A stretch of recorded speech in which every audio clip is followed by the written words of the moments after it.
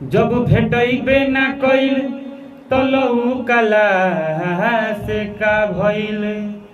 जब माखन चोरी ना भइल तो भौकला से का भइल। ऐसे तो माखन मिश्री बहुते खवाइल होखे, आ जब भेटैबे ना कइल तो छौकला से का भइल।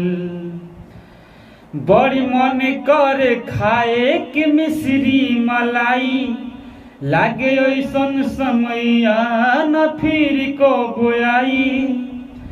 बड़ी मन करे खाए के मिश्री मलाई, लागे ऐसन समैया न फिर को बोआई।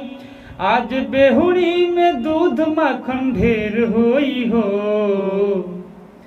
अरे काल्हू 4 बजे घर से निकली हो सुदामा, न तो जाए में देर होई हो। काल्हू 4 बजे निकली हो सुदामा घर से, काल्हू 4 बजे घर से निकली हो सुदामा, न तो जाए में देर होई हो। अंतरा कैसे बा?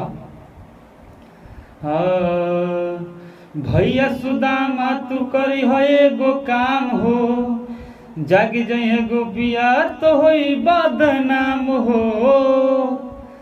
भैया सुदामा तू करी हो एगो काम हो, जागी जाई है गोपिया तो होई बदनाम हो।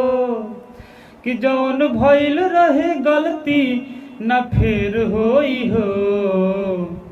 काल्हू 4